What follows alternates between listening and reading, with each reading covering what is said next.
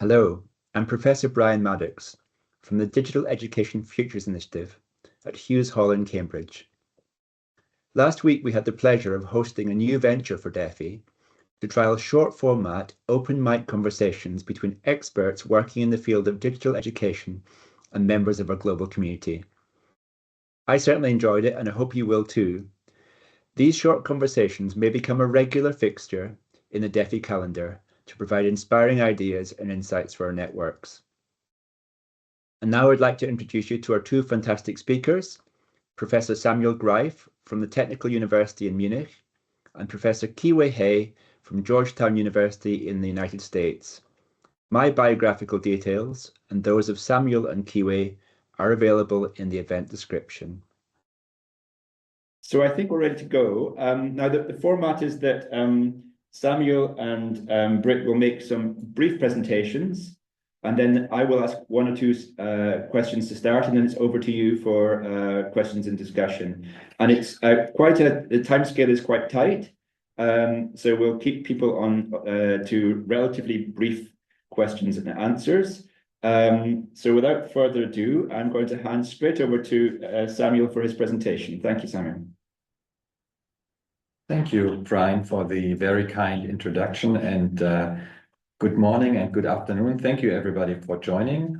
My name is Samuel Greiff from Technical University of Munich, and I will just jump into it. As we look across history, humans always wanted to gain knowledge, and to do this, we have relied on the gods, then later on, I should say, fortunately, on ourselves, and now maybe, at least to some extent, on machines. So in ancient times, oracles played a very important role when understanding the world. At the age of Copernicus, in the 16th, 15th century, that started to change with empirical observations taking over. And now we are maybe entering a time where it's the machines that help us with that. Now, if you look at this slide, you could think this is really a radical revolution. But is it really? Well, probably yes. At least we can feel and see it everywhere. So let me give you a few numbers on that. In a couple of years from now, virtually everybody will be in touch with generative AI on the job, at least to some extent. And we can already now see a productivity increase of around 50% in some occupations, for instance, software engineering. And even for complex tasks like problem solving, we can see a productivity increase, but importantly, not necessarily for everybody, but only for some. And that is an important question. Why not for everybody, but only for some? Because in a way, AI can be considered a short-term fix. Why a short-term fix? Let's take a look at the next slide. Well, what AI can easily do is improve performance. It can boost performance, and not so much is needed for that when you employ AI to get a better output. Then usually the AI has a good fit to the specific task at hand, and the only thing that you require as a human is actually good knowledge of the AI tool. But how about improving human skills, or actually even human learning? That certainly doesn't happen that easily. In fact, when you use AI for performance improvement through a short-term fix, that actually might come at the cost of human learning. You don't need your metacognition, you don't need to employ self-regulated learning, and you may not even have to learn how to use your own thinking and reasoning. So what we really need in a way is that we can combine both, that we use AI in a way that, of course, on the one hand, it leads to performance improvement, it boosts performance, but at the same time, we need to use it in a way that it fosters human learning and increases our skills. Now, of course, the big question is, how can we actually do this? And my answer to this is, I don't know. And I'm asking this question from all of you and also my fellow speakers. And I will also put forward 3 provocations related to this. The first is, well, yes, we can use AI to easily boost task performance. But if we don't look at human learning and look at it more intensely, in the long run, we will impoverish human learning. And the second part is that, well, everybody will need AI literacy, at least to some extent. But you cannot develop, you cannot learn AI literacy without foundational skills. You have reading, writing, mathematics, and many other things as a foundation for developing AI literacy. So we even have to learn more skills to acquire, more skills to teach at school and at university, and also more skills to assess. And the third provocation is that, well, of course, there is the potential of AI to improve equality, to decrease gaps that we have in society. But as it is going now, it will be in particular those students that have good access to resources that already start off with strong foundational skills that will mainly profit from the use of AI. So the digital divide with this will be larger than ever before. And if we don't find solutions to these provocations, AI soon might look like the oracles to us. And with this, I give over to my fellow speakers and you to hear your thoughts. Thank you very much. Okay, thank you, Samuel, for a provocative, stimulating opening set of points and slides. Already I'm almost tempted to depart from our script, but I know that the other people in the room here will kick me under the table if I do. So we'll go straight to the presentation slides by Britt. Britt, thank you very much. Over to you. Thank you so much for Brian as introduction and also Samuel's inspiration for the talk. So I will go deeper actually based on Samuel's just now give the presentation. I will go deeper for the AI in education for assessment especially. And so when we're building the blocks of assessment, so it's actually starting from the fundamental components, because when we have this kind of assessment, actually different components will help us to consist of the assessment. Basically, we will have to observe the variable y, and actually we want to get the latent ability of one person. So that is basically essential way for the assessment when we do the evaluations, when we do the decisions and the structure models. So in the fundamental components, we have 4 important components here. The first one is about the test development and admin. So basically that is for the engineering opportunities to observe evidence of the construct we wish to make claims about, and also involve in about item decision, item design, test construction, and survey design. The second part we generally call is for the measurement modeling. So in the measurement modeling, we can connect the evidence that we observe to meaningful characterizations for individuals or groups. We'll have the latent variable modeling. For example, we will have the item response theory or adaptive testing. So that is a basic part about the measurement modeling in the components. The third part we will introduce is about reporting and applications. In the communicating results for use in decision making and report, and also we will involve in score transformation, diagnostic report, and structure modeling. So the last important components we call is as validation. So validation is evaluating the quality and impact of the evidence, gathering opportunities, categorizations, and decision. Especially when we have the last skill assessment, we want to check the differential item functioning, missing responses, and to check for students' engagement and disengagement. So basically, this kind of a big picture is inspired from Bennett R.E. in 2018, that paper about educational assessment. But when we come into the AI digital era, so whether this kind of blocks of assessment still hold, and whether we have any new things should be involved into the assessment. So that is my next slide, is about assessments with AI and data science. You see, currently, actually, we can capture more and more data. So our responses is not only from Y, and so that is responses for the students or from the respondent, but actually we can get more evidence when we have the more data involved in. For example, we can have the process data, we can have the confidential data, we can have the people, their thoughts and their self-report and self-claim. So all this kind of data can be climbed into one set. And for using this kind of observe the response or observe the variables, we can get a better estimation for their theta value. Continue, we still have the fundamental components here. But this time, actually, we will have more AI and also data science kind of elements inside. For example, when we have the test development and admin part, we have more about innovative item designs, focusing on assessing cognitive process for students and respondents.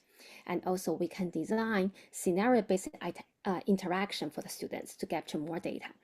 And at the same time, it's very important when we have the AI item generation. So currently, actually, we can, because we have quite a big data pool and also item pool to have the history of the items, so we can generate more items that actually can be personalized for different use.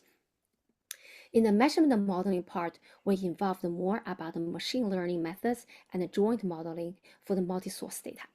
And also you see currently we have adaptive testing, not only on the response data, but also the process data. So that means we are using more evidence from the data science perspective to involve into the assessment. And also more and more chatbot build up, especially for the conversation-based assessment. And the final important thing is we have the AI automated scoring. So AI automated scoring has already been using in large scale assessments, for example, like in NAEP and also in PISA. And in the reporting and application part, we see actually AI elements already also involved in. For example, we can have the AI report generation and problem-solving sequences, and also analyze on the process data to support curriculum reform and teacher training. The last part for the validation, so we see actually we have new data sources applied for validation and also response process for group invariance.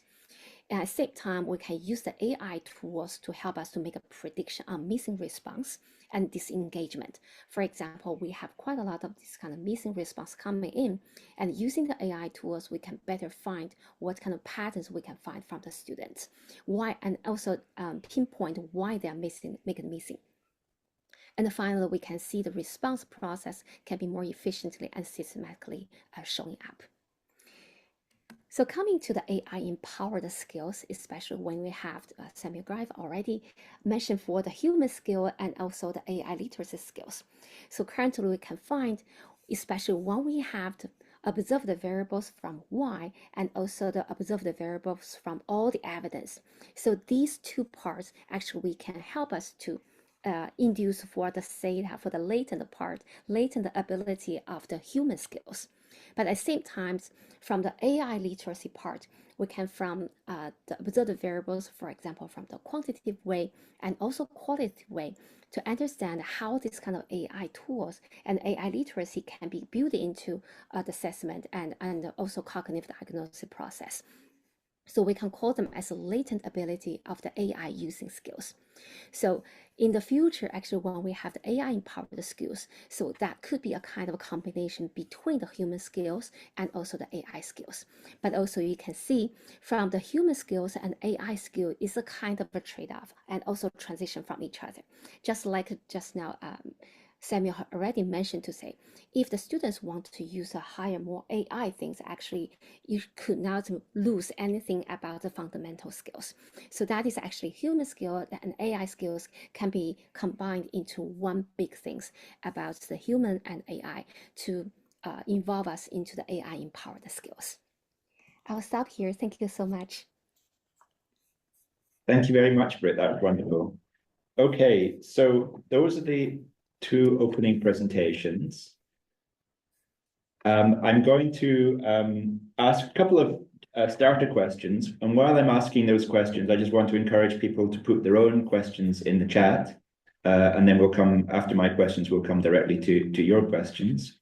I think I'd like to, I mean, I find it extremely interesting. I think it's it's something that we all have to work our heads around is what these human and AI enhanced human capabilities look like. And Samuel sort of has posed this topic, and Britt's example in a way is an example of, well, what would assessment look like that combines human and AI skills? And I think linked to that is what kind of constructs that those might involve. But I'm going to skip on, I think, to save time. And I just want to ask both Samuel and Britt, and particularly I'd start with Britt, I think, to ask, in your work at the moment, how are you and your colleagues working to ensure that those AI systems and models are sufficiently transparent and fair and inclusive?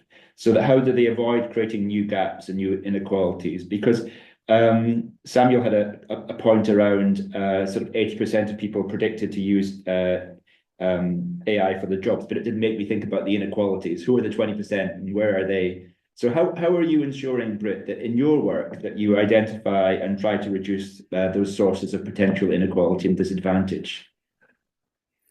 Yeah, I think that is a very good question, actually, and also very challenging question. When we have the AI things, actually, I'm thinking to say using the AI is actually require you have a more critical thinking skills. It's not only to say at the very beginning to say you just have the fundamental skills and you use the AI. And currently, actually, we want to do something related to that part, especially when we use AI. So sometimes that could have some bias involved. For example, when we do the automated scoring, especially automated scoring for the voice recognition. So you can see actually for different people, especially they have different accent, and AI can capture this kind of information inside. But that one actually you definitely need to have this kind of validation. So validation is very important at the first step. And based on the validation, actually, we can build up our new model and to see how we can use the AI and to actually to diminish that part actually for that kind of bias things there. And also after actually you make the validation, definitely you also want to make some sample checking, not necessarily to be all the things, but actually you want to pick up some random sample and to see whether you have the correct prediction for this kind of a score or in the assessment or the other part of the content analysis. Thank you very much. Samuel, do you want to add anything on this topic of transparency, fairness, inequality? Yeah, I would say, thinking about inequalities, that we first must really recognize that they are already there, and specific measures to mitigate them are extremely difficult to implement. And it's also really the question, how much can education actually do here? And I would actually like to point out that we probably need to start with a very basic measure, which is giving access as a fundamental precondition to actually be able to work with AI. And I'm always surprised when I look at numbers, even at institutional level schools, that there are still quite a few that can't offer proper access to their students. And unfortunately, it's then, of course, those schools that mainly serve disadvantaged students that can't really provide the access. So we have kind of a doubling of the inequality here. And it's at the same time important to recognize that AI has the capabilities. You could train AI in a way that it specifically, as Britt outlined, targets inequalities and that it improves equality. But in practice, I think we are faced with very fundamental questions of access that need to be solved first. Okay, thank you very much. Yes, it made me think about the access issue. You know, you talked about 80% of people using AI for their jobs, and it just left that hanging. Who are the 20%, and where are they? Who are left out? And it's an interesting one to see how that develops. Okay, let's move on. A second question then. DEFI is a futures institute, so we're always thinking about the future. And I wanted to ask our today's speakers, how do you imagine or anticipate AI literacy looking like in the next 5 to 10 years' time? What might it look like? I think I'll start with Samuel on that one. Yeah, I'll try to be a bit more optimistic here than I was in my initial presentation. So I would say that to the extent it isn't yet, AI will become a very fundamental skill, just like reading and writing is today or was 10 years ago. And it will be extremely important for everybody to be able to understand and use AI systems in a critical way. So I would hope that in 5 to 10 years from now, it will be integrated into education much more comprehensively, much sooner, and of course also in professional life. The nature of the concept and the idea, what I mean by that is what AI literacy actually encompasses. I don't think this will change so much, and there are several dimensions, some of them more related to content creation, other more to evaluation and reflection, and then ethical awareness. But I don't think that this will change so fundamentally, even though the specific software and systems might change. But what I do think is that in a way, AI literacy will be the new reading, and we will need mass AI literacy in 5 to 10 years from now. Interesting. Sam, I'll just come back on that. Why 5 to 10 years? I mean, do you see that happening in 2 years, in 1 year? What? Because I know that in some countries they're developing curricula, etc., around AI literacy. Is it just because I asked the question around 5 to 10 that you phrased it in that way? Well, of course, I tried to stick closer to your question. I do think 2 years is probably too ambitious, in particular when you talk about large-scale implementation, and also, let's say, the kind of systemic resistance educational systems sometimes have to fundamental change. I actually would say that probably 5 to 10 years is even quite a short period, and we are rather talking about a decade or two here. Okay, thank you very much. Britt, do you want to add anything to Samuel's answer? Oh. Yeah, I do think AI literacy will be very, very important in the future. It's not a kind of skill to replace our fundamental math, reading, or science, these kind of skills, but definitely that would be a kind of a part in the curriculum for students to learn that, because AI would be very powerful tools.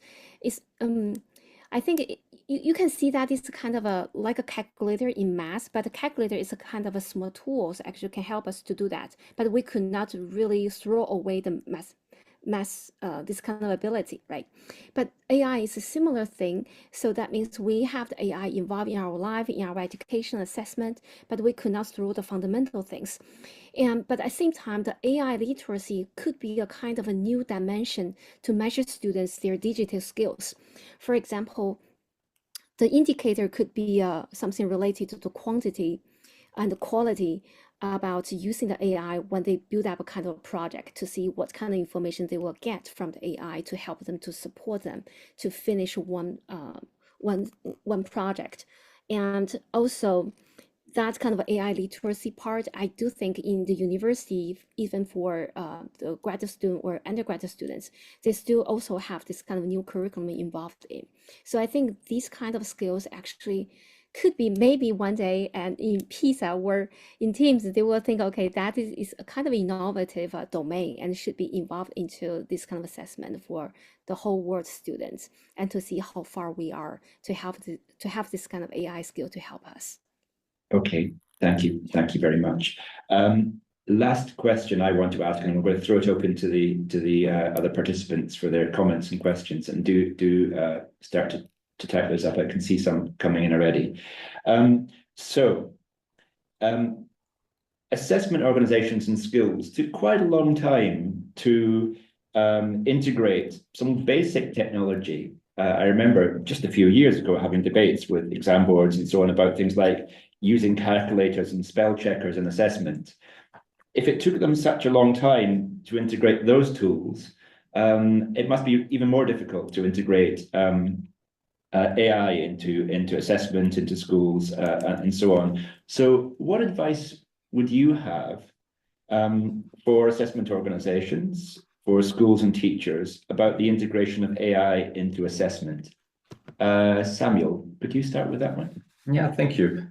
I also remember this time with the calculators and also the fears and reservations that were associated with it, as if it would mean that students would not be able to calculate 1 + 4 when they are used to calculators. I do think that the change we are facing now is much more fundamental than having calculators at school.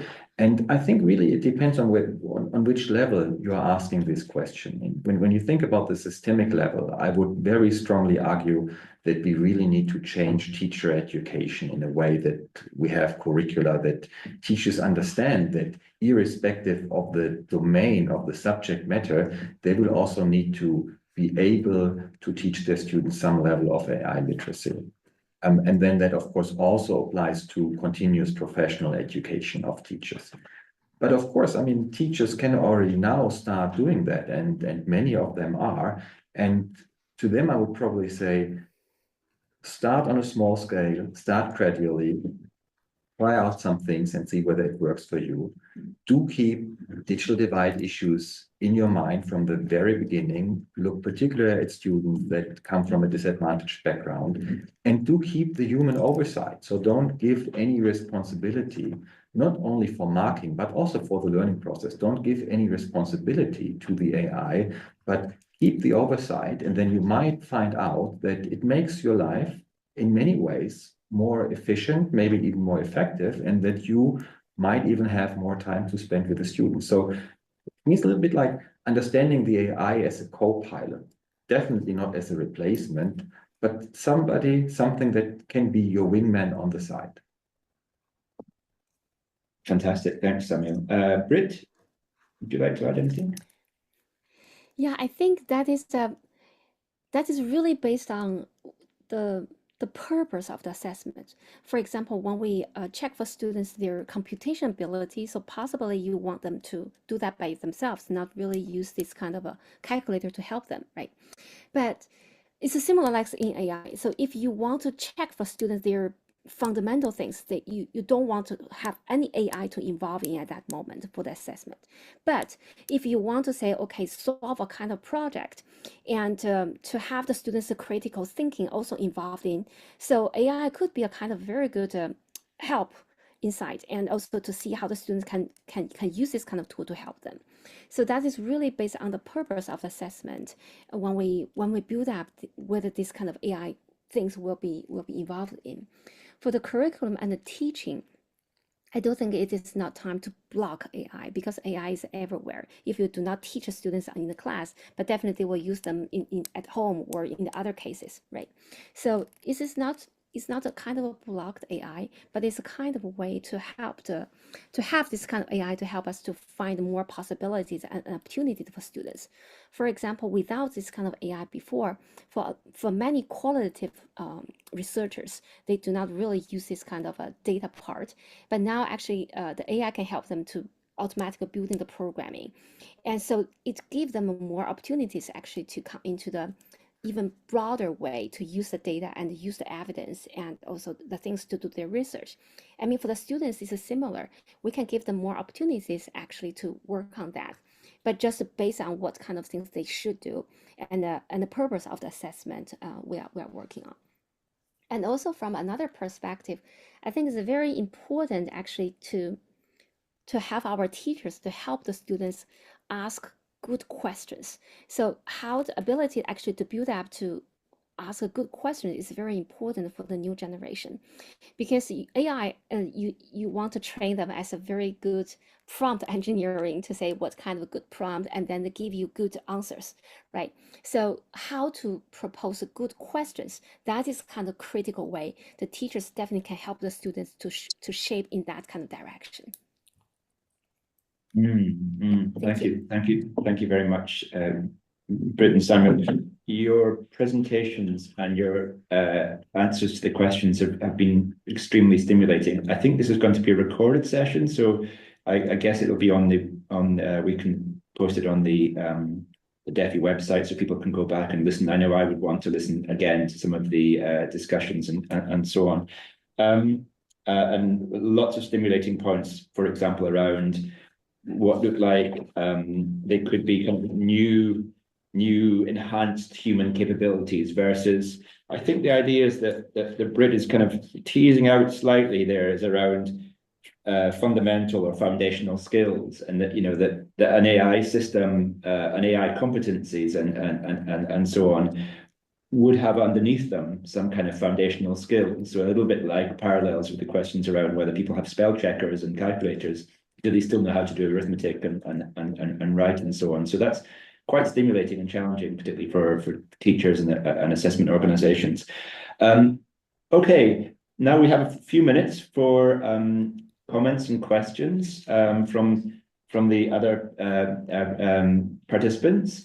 And I think I'll start with Jasmine Silver, who's posted a comment and a question in the chat. Jasmine, would you like to come on mic and ask your question or make your comment? Sure, yes, thank you. Yeah, thanks again. Hi, everyone.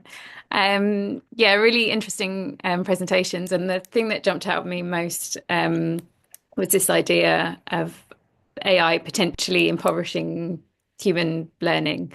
And I was just wondering whether you would see an AI, say, chatbot that had been trained to provoke critical thinking, to speak to someone in a dialogic kind of teaching way, whether that would go far enough to help us enhance our skills and our learning through AI rather than have them be impoverished. Samuel or Britt, you want to add anything briefly to that? Yeah, I think that is a very good point you're making, and probably the direction we need to look into. And I think there are AI chatbots already out there that kind of, they don't really try to provide specific answers, but more to foster the learning process, which is a good start. Whether this is sufficient, I think the verdict on this question is really still out, because when you do look at existing studies, very seldom they actually look at the learning outcomes, whether humans are able to improve their processes, whether it actually develops cognition, metacognition, but they look at what comes out at the specific task. What is the task performance? And of course, those studies have a high level of demand, in the sense they are complicated to plan, they are complex, they are also long-term. But I think we really need to look into that. And I would agree that we should go into the direction that you outlined. Whether it suffices, whether we actually can use AI to improve human skills, I think that's still a bit of an open question. Okay, thank you very much. I'm just trying. I think the chat. Oh, sorry. Go ahead, Britt. Yeah, I think the chatbot actually is recently actually more and more popular now. We have the chatbot in the education, especially for personalized learning. I think the chatbot, the best thing for that is you can customize into a kind of a personalized environment. It's not to say the AI chatbot for the education is a kind of broad things. You do all the things on the AI in the broad things. Actually, it can train a little by little for your own environment, and actually that actually can follow the students their progress to see just a specific target on this student and what kind of questions and what kind of things they already tried, and they keep making mistakes, and then the chatbot actually can help them to find what kind of solution that will be. So that actually is starting from the big data and transfer back into the small data. The small data actually just focus on the students, their personalized requirement and needs. That is very good. Cool. Yeah, very cool feature actually in that kind of way. Thank you very much. There's some very interesting questions coming up. There's a question there from Kuda from Botswana. Kuda, would you like to come on mic and make your point and ask your question? It's a really stimulating question. Are you able to join us on mic? Okay, you're muted, so if you unmute yourself. Right. Okay, we can hear you. Perfect. Go ahead, Kuda. Yes. All right. Thanks very much for the opportunity to join this. It's been quite an interesting insight from the presenters, though it was a bit very short. I would have loved to have more insights from this. Well, my questions are, because I'm coming from a region which is a bit less technologically advanced compared to probably where most of you are. So, and I'm more interested in understanding how we are looking at the fact that training data, which is used for most of the AI models, is Eurocentric. And here we find that there's a lot of like the Afrocentric, rather, kind of view, the Afrocentric and notions of learning and attainment are a bit overshadowed by Eurocentric models. And looking at the developments in AI, it looks like this is being further widening the gap. And how are the researchers looking into some of these things, particularly considering that some of the technologies, they are availed to us in the global south, but they are not taking into cognizance our circumstances in the global south in terms of our indigenous knowledge systems and the like. So this is something that I wanted to understand. And I liked what Brit was talking about, personalized learning.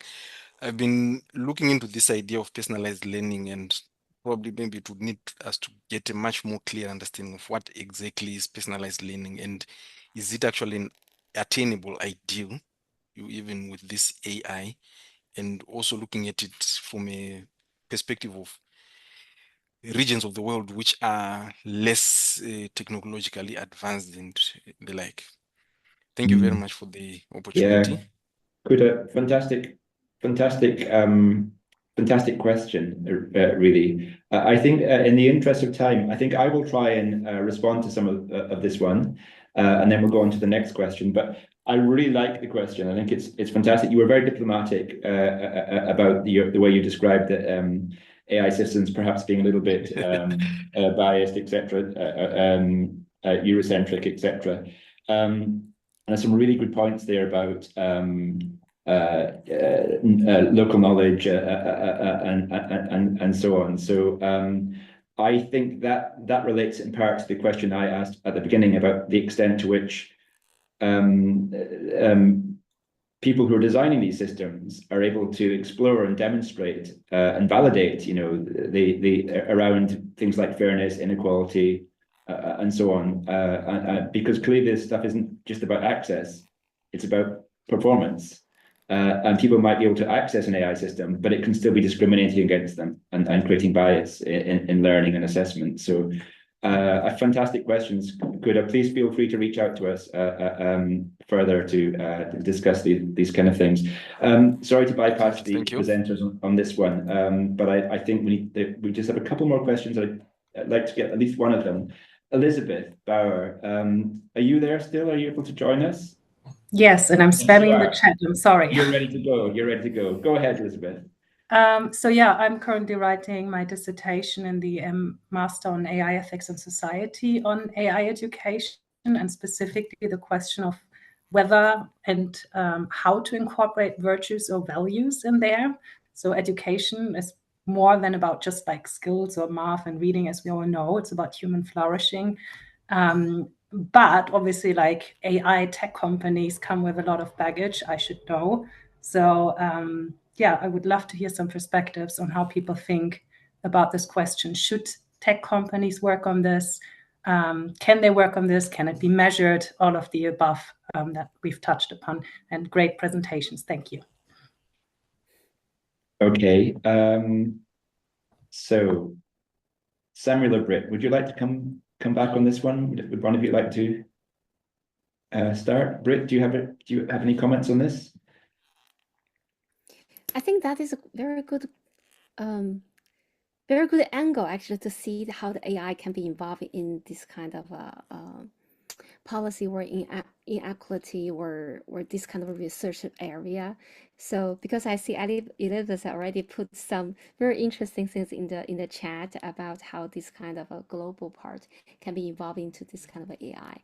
I do think actually for the AI part, I think Samuel at the very beginning of his presentation also mentioned to say AI, possibly this kind of AI literacy could not really narrow down the gap, but actually could be a kind of way to widen this kind of gap, and how actually have all the people involved in the society, I mean, that is kind of big community, not really widen their gap, and actually to provide more access to people who need to have this kind of AI skills. I think that also is very important part. It's not to say because the AI is coming, so we will widen the people, their differences when they have the things done, but actually should be a kind of way to give more people or give more access to the people who are actually lacking of these kind of techniques. Yeah, thanks. I would just briefly follow up that, of course, this is an issue. The question of access, of equal access, is an issue that is relevant within societies, but of course also across societies. And I don't think there are really any quick fixes. There are so many questions surrounding that, ethical questions, also the question of governance, in particular when you talk about education and schooling. So when you think about the question of should edtech companies go into that and what is their role, of course, let's say there's a great potential to get education and schooling, which is sometimes rather formalized, and many business people will say, well, students come into the workforce and they don't really have the skills that they need to have. So it's a great opportunity to also connect these two more closely, but it also creates a number of additional questions. How about governance? How about content? How about control, and who is actually kind of saying what the syllabus in education is? So it just means I think we need to face these questions. And one core issue that I would think probably makes it difficult to find good global solutions is that educational systems are so unflexible, and business companies, they can adopt very quickly, and if they don't, often they go out of business. But educational systems function entirely differently, and I think there are also maybe some new ways we need to be more flexible to react to the changing demands of the global world. Okay, thank you very much. I'm aware that we're unfortunately out of time. Miguel asked a question. It's in the chat there, which is quite stimulating. But unfortunately, I don't think we've got time to have the question and have the discussion. But just to note his question there about, I'm going to read it. Looking to the workforce adoption and implementation of generative AI tools such as LLMs, I find the ethical considerations morph into professional integrity and performance issues. Very interesting for us to go off and think about. I think the comments, the discussion, the presentations have actually raised a lot of very interesting challenges. And I think for me, it seems very clear that unlike some other areas of educational research, this is one where we have so many challenges which are at the moment unmet, unsolved, and beginning to ask them. It's a little bit like prompt engineering. Asking the right questions is a start, and I think today's discussion has helped us towards beginning to ask some of those right questions. So I want to thank everybody who has joined the event. Thank you all very much, and for posting your questions in the chat, and also very much to thank Britt and Samuel for their presentations and engaging with the questions. Thank you all very, very much for attending. I think, are we going to put the website of? Just quickly typing it now. Judith's just typing in the email address and the website details for DEFI for those who don't already know them. But just for me to say again, thank you all very much for participating. I hope to see you again in various DEFI events in the future. Thank you. Thank you.